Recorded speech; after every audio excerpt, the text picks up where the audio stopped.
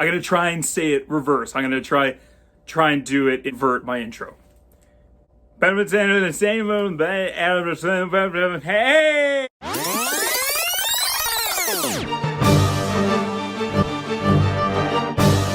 A 1, 2, 3, 4. I feel like this the entire time. What is happening? Hey everyone, welcome back to Mr. Teach Film Preach, and we are today talking about the film Tenet, written and directed by Christopher Nolan, came out in 2020 during the craziest year ever to have a really crazy film. So this is a film about a man who we don't know the name of, he's just known as the protagonist, and he is a CIA operative or some sort of special ops from the CIA, and he is caught during a mission, and instead of giving up his colleagues, he takes a cyanide pill and decides to end his life. And all of a sudden he wakes up and he is now passed the test. It was a test this whole time to see if he was able to join this elite black ops off the books sort of team that isn't even working for national interest, that they're just actually a group of people looking to prevent World War III from happening. And so basically that is the start of this film. And then there's this whole time travel inversion and what that actually means to invert something or an object like a bullet or a car or even a person. Why does it feel so strange? You're not shooting the bullet. You're catching it. Whoa. People can live in the same world, but in different perspectives, from different time perspectives.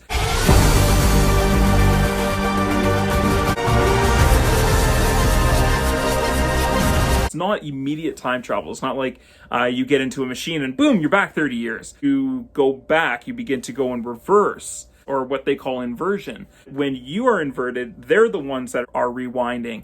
The world is not inverted, you are. So it's a really interesting perspective on time and manipulation of time and how we play with that and how we view time, both linear and non-linear. These are the elements and the themes that Christopher Nolan explores. Now, Christopher Nolan is, I would say, he's up there, with Steven Spielberg, Quentin Tarantino, Alfred Hitchcock, Peter Jackson. Go check out his filmography. If you've never seen a Christopher Nolan film, first of all, I highly doubt that, because pretty much everyone has seen his Batman trilogy, or at least one of those films. But it's actually his other films that aren't more mainstream that I really have always appreciated and loved, like Memento, or The Prestige, and Insomnia. Oh, excuse me. Wow. Throughout all of his movies, he really plays with time and how time can be manipulated in telling a story. And I think Christopher Nolan has always done a great job with being able to manipulate that. Damn it, I know! No, I'm just kidding. I'm sorry. He is a big budget director with a indie director lens. And I think that's what's really cool and great about his scripts, about the look of his films, not just to the storytelling, but his visuals are always so grandioso and extra and over the top and huge and epic. And I love seeing that. He constantly is introducing new things every time I watch the film. I always catch something different. I always get a different reaction out of this moment. Or even when I know certain things are coming up, I'm picking up on small nuances throughout the rest of the film, or small moments I missed maybe the first or second time I watched it. Tenet is going to be no different than any of those others. You look at Memento, The Prestige, Dunkirk, Inception. It can be intimidating and it can be sometimes discombobulating or confusing because we're not used to being told stories that way. We're used to a certain dynamic or a certain routine. And Christopher Nolan doesn't sometimes always fit into that pattern with his films. That's also why he is such an interesting and really fun filmmaker to watch and to dive into his films. There is some complications to this movie. Protagonist is set up to help prevent World War III, which seems to be stemming from a man called Sator, who's played greatly by Kenneth Branagh.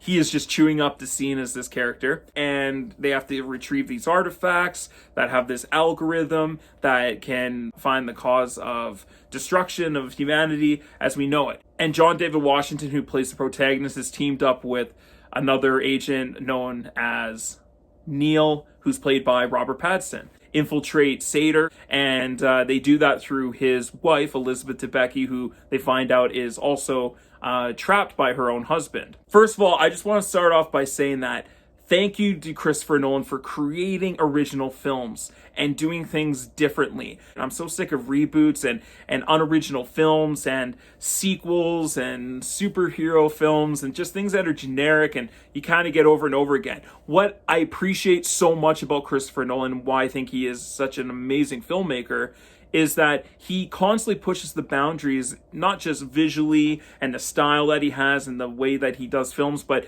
his script and his writing and storytelling.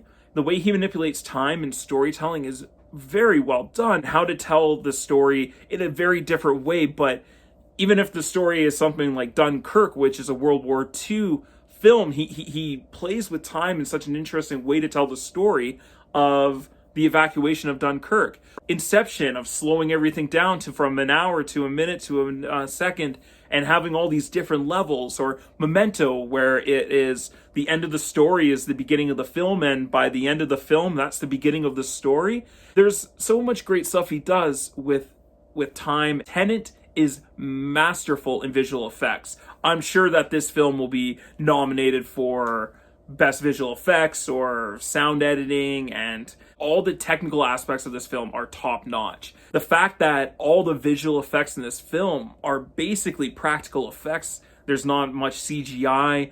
Christopher Nolan is really a purist. He likes his action to be very real as possible, but still over the top and grand, and feels like it's CGI, but it's not. And that's why his films always have such a sharpness to it and such a realism to them, because it is real. It often is being done. It's being done by stunt people and stunt coordinators, not just by CGI and digital effects. Tenet has some amazing set pieces. The plane crashing into the hangar, the Oslo heist, the opera house, the fight scene in the hallway with John David Washington, and of course, spoilers,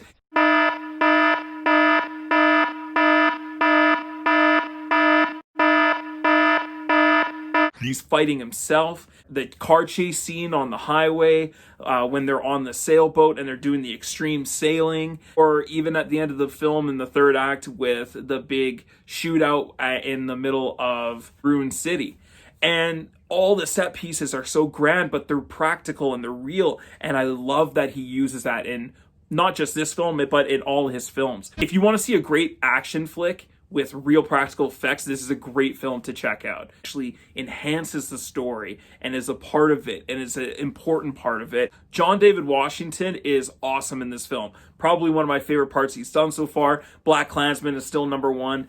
He was awesome in that, but it's great to see him as a leading character, as a leading man, and he is becoming a really great actor, just like his father. The part where he smiles, and I'm like, wow, it looks just like how Denzel Washington would smile in a scene like that, or similar. But he definitely is still different from his father. He does a great job holding his own in this movie. I love Robert Pattinson. I've become a fan of his, and for good reason. He does another wonderful performance in this. He is playing just this very casual, almost suave, but one step ahead of everyone at times, and you find out why later. One of the highlights of this film is definitely Robert Pattinson. Their relationship was really unclear for a lot of the movie, and then obviously in the third act when it's revealed, it's like, oh my gosh, wow, that's awesome. The reveal was really cool, and that was really well written. I enjoyed their friendship, their bond in this film, and you're not sure why at first and why it's working, but I love the subtle nuances that he put in, like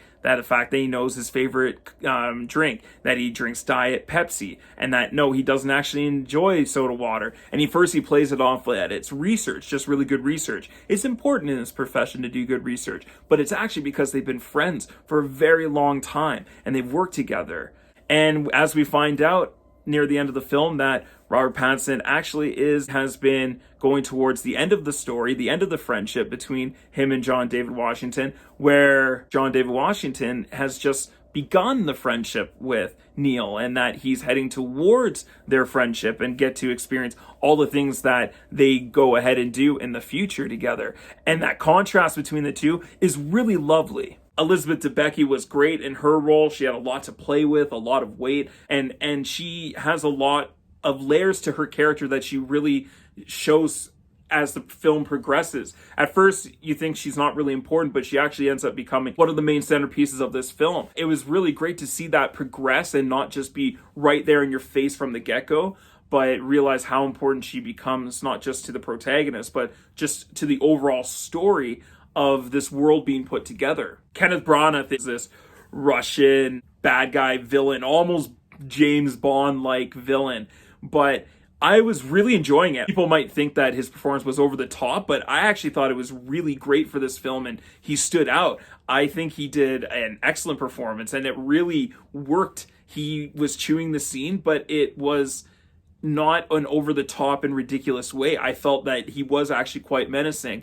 And I recently watched a film where I just thought the film would have been a really like an A, maybe even an A+, if the villain had portrayed a little bit differently and really just dug his teeth into the part. And here, Kenneth Branagh, being a fantastic performer, just dives right in. I liked that he never feels predictable. He doesn't feel like he is necessarily always ahead, but he never feels like he's lagging behind, but he's actually on the same level as our protagonist, and they're constantly battling each other throughout this entire film, both psychologically and physically, even in moments. Kenneth Branagh and Elizabeth Debicki, they really steal some scenes because their performances were very good. They did a great job. I think the four main actors in this movie did excellent performances, all four of them, and I think they really added to the film and were casted very well. Grandfather paradox and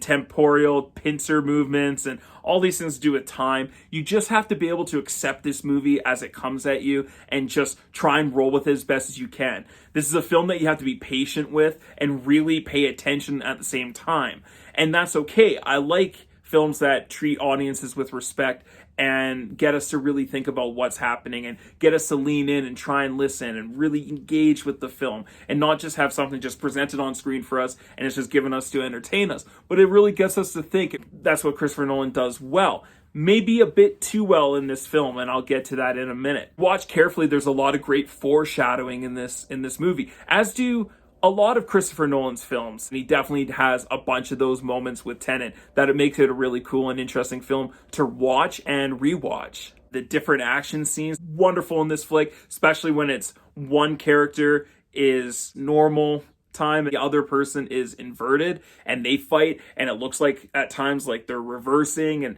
and things are backwards, and it was really well done that way. It's shot beautifully. This actually happens to be one of Christopher Nolan's happier ending. Usually his films are quite dark or bleak or ambiguous at his endings, or everyone's dead, or like he usually has a really crazy terrible thing happening at the ending of his films, and this is probably actually one of the more hopeful of his films, which was quite surprising but really nice. And I was really happy to see that, especially in a year like 2020. It was great to have a film that was a little bit hopeful, and I really enjoyed that. Most audiences remember the beginning and the end. Those are the two things. What happens in the middle, yeah, it matters, but people will always remember the beginning, the end, and how that film made them feel. The first half of this film was really confusing, and I was constantly playing catch up to understand what was happening, or that I was always being dropped in the middle of a scene, in the middle of a conversation, and didn't know what it really meant. And that's definitely done on purpose by Christopher Nolan in the way he shows that, to make us feel discombobulated, very much like the protagonist. I felt like it was a little bit too much. It was a little bit too much of us as the audience trying to play catch up. It was a little bit of us trying to figure out things too quickly as well. At the same time, he's bombarding us with expository dialogue, trying to explain things all the time. He's trying to explain inversion, trying to explain this world, trying to explain how it works and make it compelling, but also keeping things from us on purpose so we're still intrigued about the story. And just having it all together in one concoction is a little bit much at times, I have to say. And I'm not bragging, I'm not trying to inflate my ego, but I am a film person. I love movies. I study them. It's what I do. And even I had a hard time finding my footing throughout this film and fully understanding things. And so even seeing it a second time, a lot more made sense the second time around for sure. And that's why I'm glad I waited to film this review until I saw it for a second time. But almost Christopher Nolan relies on us as audience members that we know, oh, we're going to come back and watch his film a million times and dissect it. And then we'll begin to review this film just the first time I watched it. It would probably be more like a B, maybe even a B plus, and which is unfortunate because seeing it a second time, I think it actually got better. And sometimes that happens with films, but we shouldn't have to, as audience members, be expected to do that or be reliant on us to do that to really understand the genius. But it was at times really hard to sit there and concentrate and focus on all the things that are happening, the dialogue coming at you. I also love it too because films don't do that enough nowadays. So I loved it and I hated it. And that was kind of the part that was a little bit confusing about this film for me. And that at times it's hard to dive into the characters because you are so removed from them at moments, because they are keeping secrets from us all the time, from the protagonist, from each other, and everyone's kind of playing one another, and there is that back and forth. So it doesn't give you much time to develop the characters, and so sometimes the characters seem a bit removed and inaccessible to us as audience members. Another thing that made this film difficult to watch sometimes was actually the audio. It was really hard to understand what these characters were saying at times. Partly because of the audio, I feel like they purposely engineered the sound to be muddled or turned down just a little bit more than what we're used to, so that it was like difficult to hear and understand. And that was done on purpose to try and avert the audience from really figuring out this whole story from just the dialogue. And I didn't like that. I thought that was annoying at times, that I wanted to understand what the person was saying. It doesn't mean I'm going to understand the whole situation, but I want to at least know the words that they're saying. So Christopher Nolan, take note. Please take note. Like, he should be taking note from all the people saying this, because I know I'm not the only one. And I had both a friend and my wife say to me the same thing about the sound just not being good quality and really having a hard time understanding and hearing what the words even were that they were saying.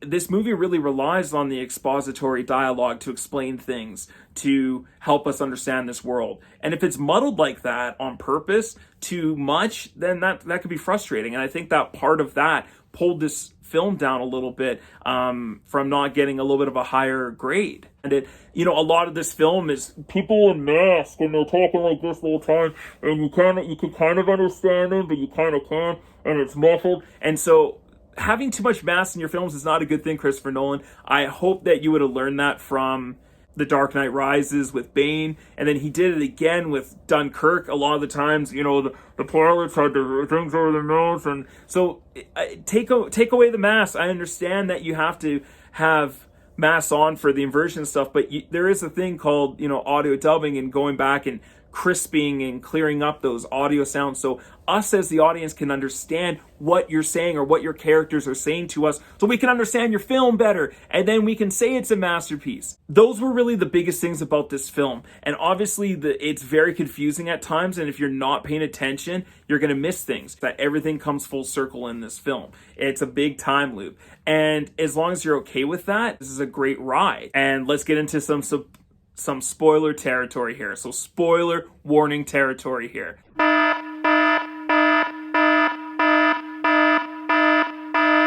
Max is indeed Neil. He is the younger version of Neil. He is the son of Kenneth Branagh and Elizabeth Debicki.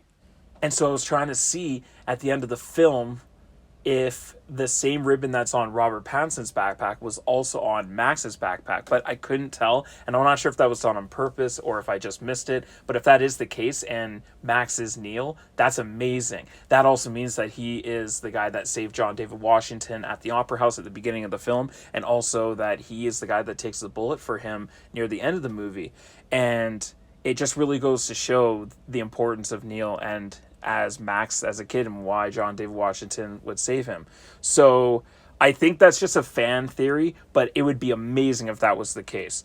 overall, you're going to have a great experience with this film. It's really visually beautiful. The special effects, the visual effects, the practical effects are just wonderful, and that alone is just worth the watch. So overall, I'm going to go ahead and give Tenet an A-.